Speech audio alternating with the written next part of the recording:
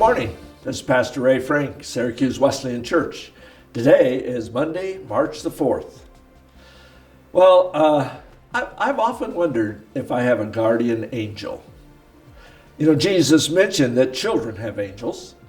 He said in Matthew 18, "See that you do not despise one of these little ones, for I tell you that their angels in heaven always see the face of my Father in heaven." Well, but it doesn't really say, do the angels stay with us all of life? Or, once you reach adulthood, do they take on another newborn or something and start over? I don't know. I've been curious about that. The Bible doesn't go into a whole lot of detail about the roles that angels play and who they are and what they do, but it gives us glimpses from time to time. We know that angels were active at the coming of Jesus.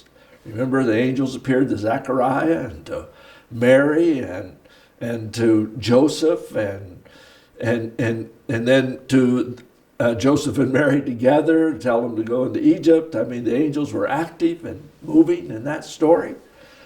And they're going to be active when he comes again. Jesus said, when the Son of Man comes in his glory and all the angels with him, he will sit on his glorious throne. So angels are part of what's going on in our world. Angels ministered to Jesus when he was tempted in the wilderness and were present to roll the stone back from the tomb at his resurrection. It was an angel who woke Peter up when he was in prison, told him to put his cloak on and led him out through the locked doors and out into the street of Jerusalem.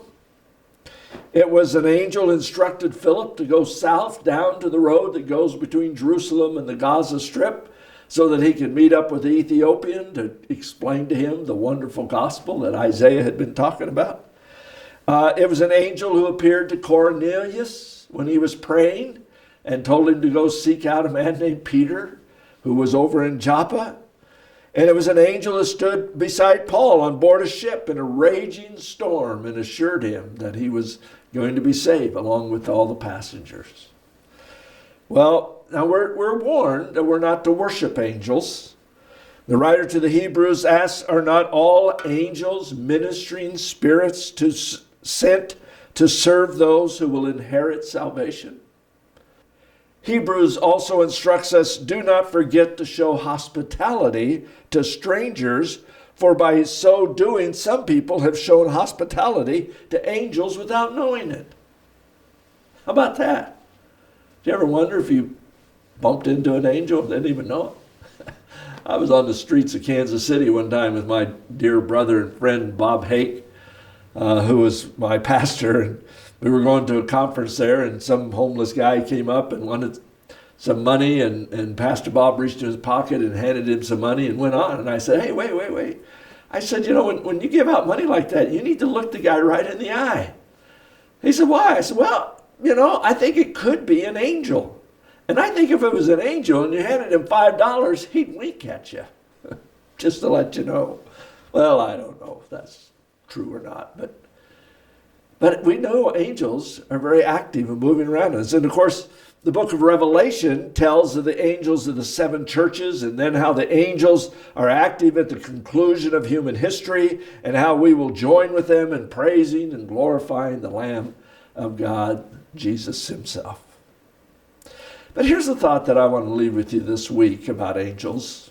As some of you know, in our Sunday morning worship services, we've been going through 1 Peter, the epistle of 1 Peter. Yesterday, we looked at 1 Peter chapter 1, verses 10 through 12, and that passage ends with this little phrase, even angels long to look into these things.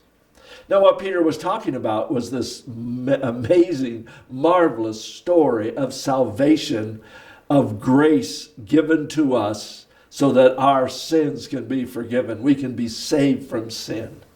All of this is because of what Jesus did on the cross for us. And it's by grace. It's not by our works. It's by what Jesus did for us. But the fact, it intrigued me that angels themselves long to look in to how does this all work? One commentator I read this week wrote this about it. He said, even holy angels are struck with astonishment at the plan of human redemption. And they wonder at the incarnation of Jesus, which was the object of their adoration. If then these things, in other words, this salvation, should be objects of deep consideration to the angels of God, how much more should they be to us? Because in them, angels do not have the level of interest as much as human beings do. For us, it is the total difference between heaven or hell. This glorious, wonderful message of salvation. And if angels long to look into it, shouldn't we? Shouldn't we glory in it? Shouldn't we get excited about it occasionally?